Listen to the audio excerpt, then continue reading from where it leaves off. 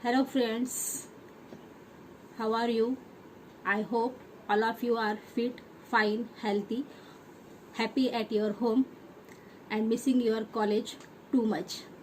As we know, the total world is affected by the corona pandemic, so that's why the company has locked down itself. But as per the instruction and the guidelines provided by the UGC and Maharashtra government, online classes should be provided to the student by the subject expert on online basis. So the link should be maintained, or there should be a flow of a study between the students and the teacher. For that purpose, here also I am giving online lectures on video. uh, so if the students they are interested, they can join and tell to the other student also, take the opportunity of this video. In this video I will discuss you about the syllabus of TY BCom, that is the paper auditing paper 1. It is specially designed for TY BCom students. So in this lecture I will just discuss you regarding the syllabus, the paper pattern and the mark distribution.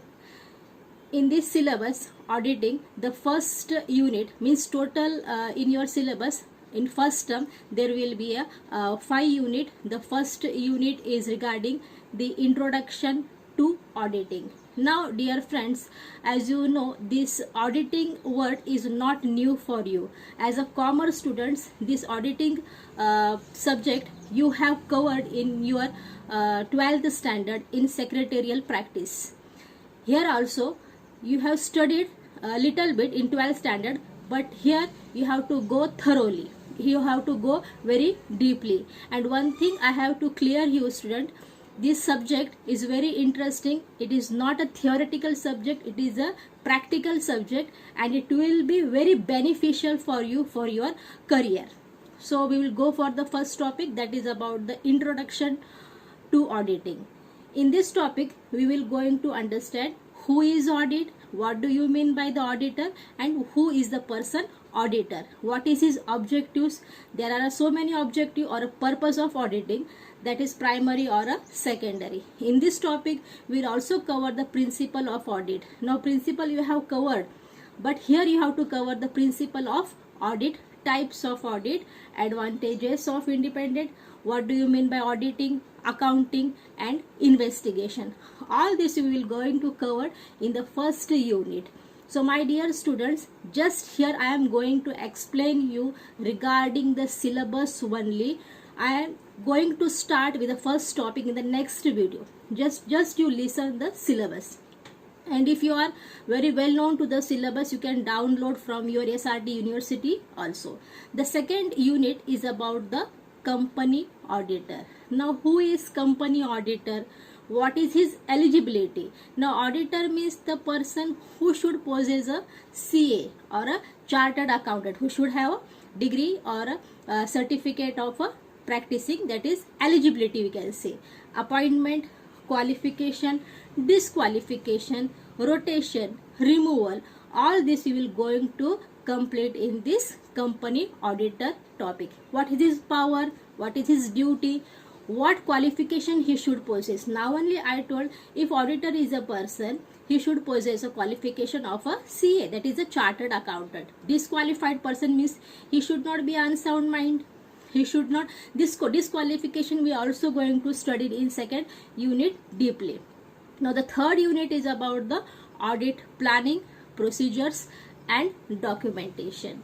Now audit planning, these planning words you have completed. Planning means what? Whatever, whenever we have to start some new courses or a new business, we have to do planning. Without planning, no management will going to be successful. So here also where we are going to study the audit planning, what is his procedure, what is his program, what points he have to consider while doing the auditing. All this we will going to complete in this third unit. And what about the documentation? While doing the auditing, the auditor has to note down some note or collect some documents or evidence in order to show the proof to the third person, or to the statutory requirement may be required for that documentation. It will be in other word, what we say, it will be the evidence or a proof to show in a court.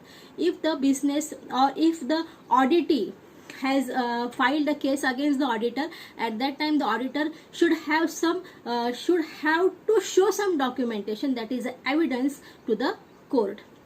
In the fourth unit, we will going to complete the detection and prevention of a fraud. Now here, detection and prevention of a fraud, detection and prevention. Now my dear students, my dear friends, listen here. The prevention is a word. It happens when auditor is present while doing the accounting, but here the auditing is started after completing the accounting. First the accountant has to complete the accounting process, and afterward the auditing is started. So prevention cannot be happen. Here happens only the detection of a fraud and errors. Here also there are different types of errors, there are different types of frauds that we'll going to explain in our next video. The last topic is about the audit evidence.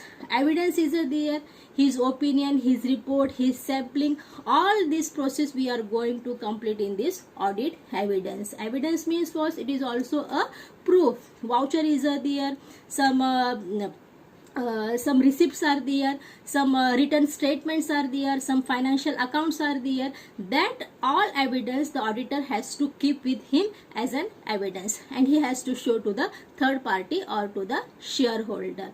My dear student, as we know, auditing is not a new for you. Here also I want to explain you that auditor and auditing, for what purpose auditing is done. In a simple language, what we say, auditing means what? Auditing is just checking of books of accounts. Now you may going to ask, why we have to check a books of accounts? Why there is a need to check the books of accounts? As we know, there is a business, in every organization, some peoples are depositing their amount, or we can say investing their amount. There are the shareholder, there are the debtors, there are the bankers who are providing loans to such business. At that time, all this person should know the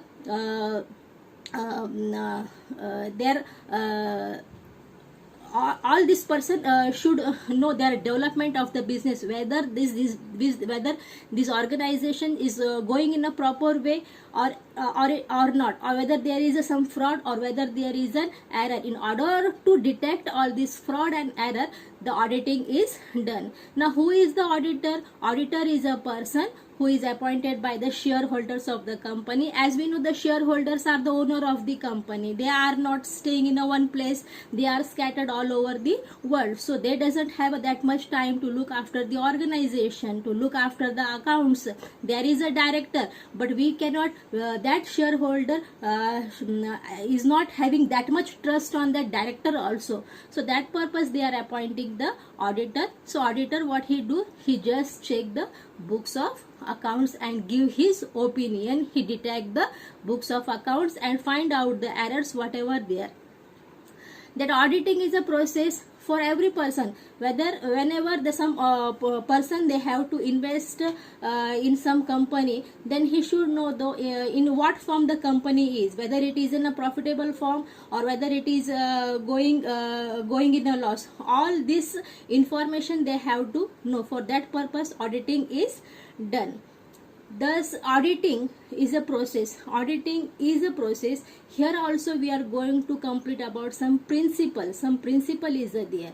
My dear students, you have completed some principles in BCom second year, principle of a management. What does principle of a management means? The Henry has given a 14 principle. 14 principle he has to remember. In order to bring a good result, every person they have to follow that 14 principles. Here also the auditor has to follow some principle. That principle we are going to discuss in another lecture. So hope you understood your syllabus. Here also here if anybody is having any difficulty regarding the syllabus, they can download this syllabus on from srt.com. The other point I have to discuss you regarding the marks distribution. Your marks distribution will be, your internal marks is for 35 marks and your theoretical paper is for 40 marks.